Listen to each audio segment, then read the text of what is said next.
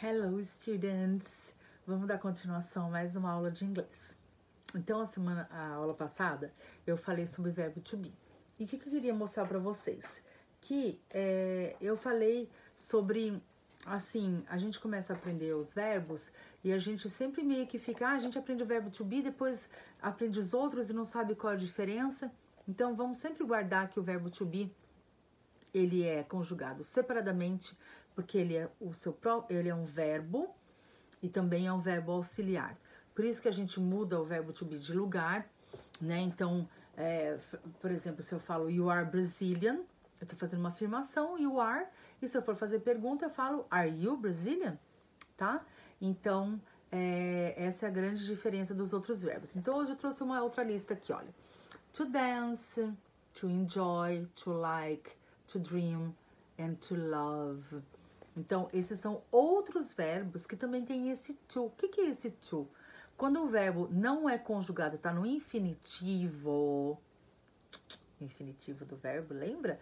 Jogar, andar, buscar, partir, comer, beber. O verbo não está conjugado, tá no sentido puro dele, original, o infinitivo que a gente chama, né? Então, ele tem esse to aqui, ele não está conjugado, ok? Então, agora a gente vai ver outros verbos como esses, que esses outros verbos precisam de uma outra palavra nas sentenças, nas orações interrogativas e negativas, para nos dizer que esse verbo está no presente simples. Por que isso? Porque os verbos não têm essa conjugação igual ao português, né? Então, eu jogo, tu jogas, ele joga, nós jogamos, vós jogais, eles jogam, eu vou, tu vais, ele vai. Ele não tem todo esse monte de palavras, é bem mais simples em inglês. Então, por exemplo, dessa lista que eu peguei aqui, se eu pegar o verbo to dance e colocar no presente simples, eu digo I dance, you dance. He, she, it dances, we dance, you dance, they dance. Olha só que legal! Só na terceira pessoa do singular é que você vai mudar acrescentando um S. Então, por exemplo, aqui, eu escrevi essa sentença. You love to study. Ok? Então, ó o verbo aqui, ó. Igualzinho. You love to study. You don't love to study. O don't é o nosso não. Mas em nenhuma oração em inglês, quando você vai colocar o não assim, ó, aqui, você pode colocar um not. Ok? Você tem que colocar you don't, no caso do simple present, que é o que a gente tá vendo agora. Mais pra frente a gente vai vendo outros tempos verbais com outros auxiliares que vão nos ajudar a entender melhor esse processo da negativa. E a pergunta, ó, do you love to study? Então eu peguei o do e coloquei aqui no começo da sentença. Então a sentença afirmativa não tem do nem don't, a negativa tem o don't e a interrogativa tem o do. Ok? E you é you aqui, mas poderia ser, deixa eu pegar uma outra tabelinha minha aqui, poderia ser qualquer um desses aqui, olha. O I, o you, que é o exemplo, tanto de singular quanto de plural, o I e o they. Esses pronomes todos vão ser conjugados desse jeito aqui, ó. Eu poderia substituir o you por cada um deles. I love to dance, não, to study. I love to study. I don't love to study. Do I love to study? Do they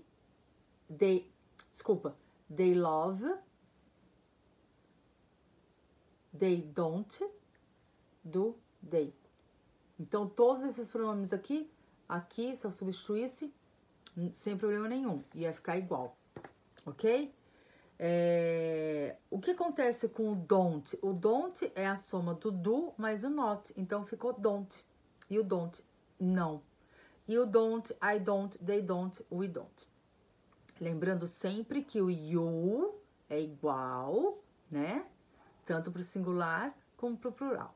Vamos decidir que não vamos dizer tu e vós, vamos conjugar você, vocês. Então, você...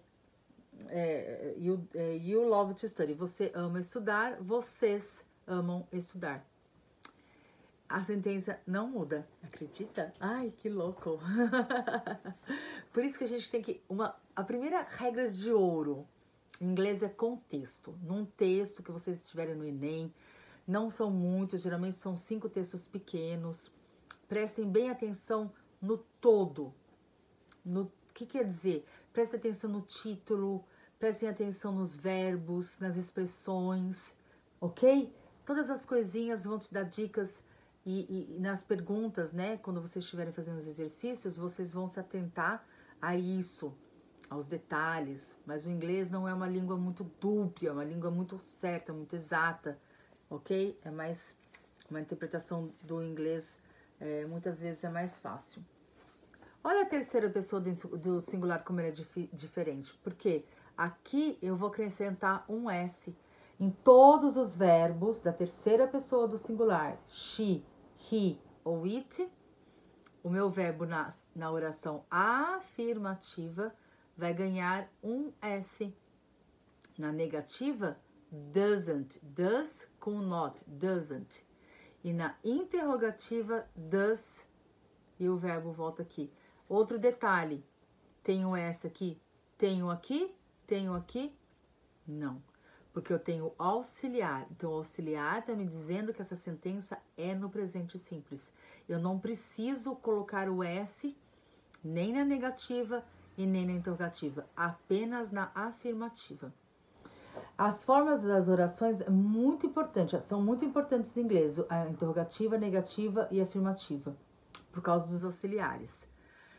Na maioria das vezes os auxiliares vão aparecer, ok? Aqui na afirmativa não aparece, nem na afirmativa daqui e nem daqui, ó, tá vendo?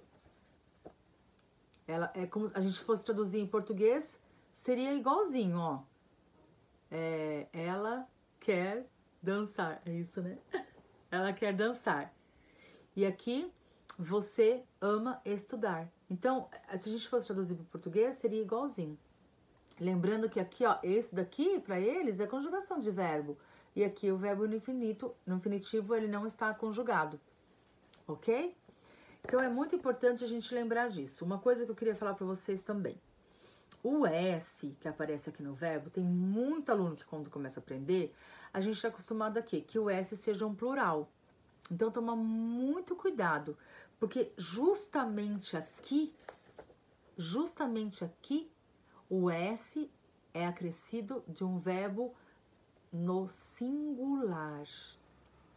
Então, quando a gente pensar em verbo, a gente colocar um S, é eles, S. Não.